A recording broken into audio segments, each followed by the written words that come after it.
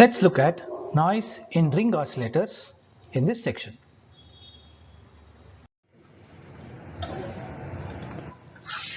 Now that we have understood how to design a ring oscillator, let us look at the sources of noise in ring oscillator and how the noise gets impacted. A quick overview of what is happening, and we will look at a practical used case from my previous research work on ring oscillator based capacitor sensor interface, which was published in MWS CAS 2016. Now we will look at some of the details. So in this case, here the diagram has got three parts. In the first part, we will look at the wire bond and pad interface, like these sections. These are all bond pads or wire bond pads. We will look how this wire bond has impacted, what is the amount of capacitance that is coming into the picture, and effective capacitance understanding.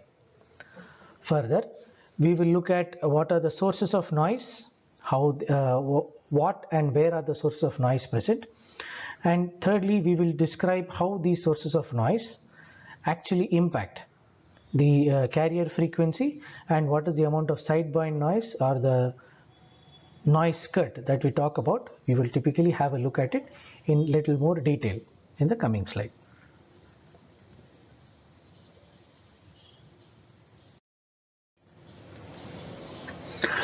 If you look at the sources of noise, there are four major sources of noise which would typically appear.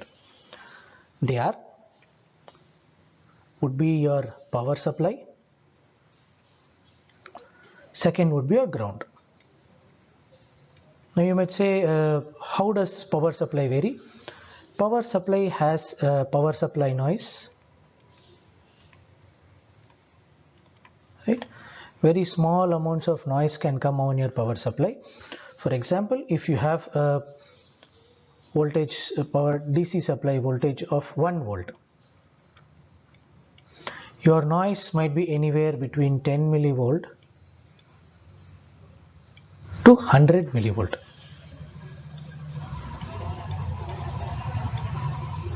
Right, this is one.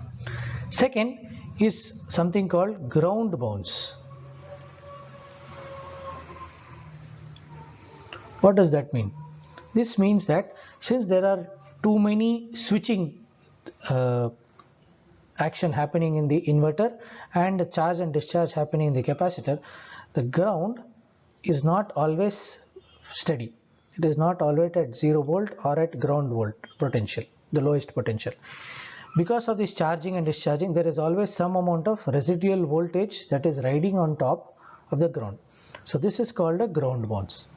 And this ground bounce also can be in the range of 10 millivolt to about 100 millivolt maximum. So these are the two main variation, and these are captured as sigma square delta GND, okay, over ground. So this is a noise factor that is captured. The other two factors which are typically seen are temperature. Right?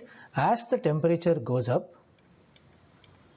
what you will observe is the threshold voltage of each device varies. And as the threshold voltage varies, the amount of current that flows into the system also reduces, and this reduces your frequency response also. So as your temperature goes up, your frequency would fall for all the other factors being constant, or if the temperature goes down, then it's ambient temperature, you would see a slight increase in the frequency. So this is another noise factor. The other factor was which is very we need to be careful, and one of the design elements are easily done, is the flicker noise, or what this we would call as your device noise. Now, what is this device noise? When you have your device present, for example, in your inverter, there is the channel that is present here. A channel gets created, and in this channel there is a small amount of resistance that is present due to the flow of the mobility holes and electrons, and would give a certain amount of resistance. And this resistance in the presence of temperature and device gives you some noise that is present from the device operation. So this is called the device noise, or also called as thermal noise or flicker noise of the device.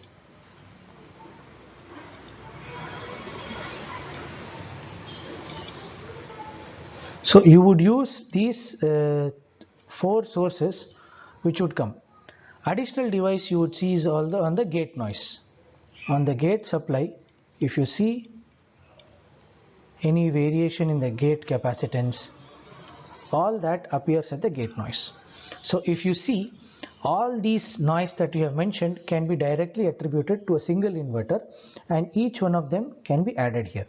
So here you would add your supply noise,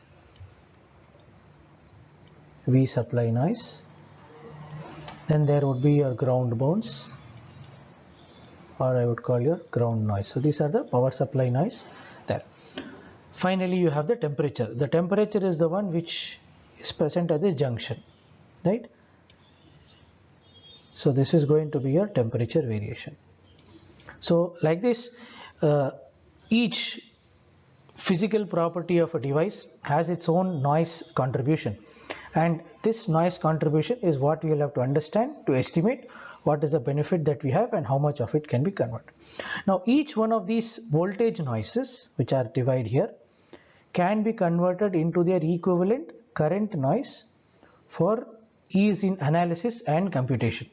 So you would see multiple places where the temperature is converted into current factor. The thermal noise also is converted into current factor.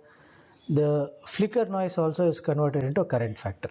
That way you would assess each of these as a current flow. And if you observe here, the current flow is taken serially. So here there is a current flow, there is another current flow which is present through these devices, and finally through the ground. So everything comes in picture, and we can assess what is the amount of current noise introduced totally other than what is the expected noise. So which is your I drain current. So your drain current plus your noise current is the total amount of current that is flowing through the device. So this would be your response. Your frequency is now responding to what is the amount of current that is flowing into the system.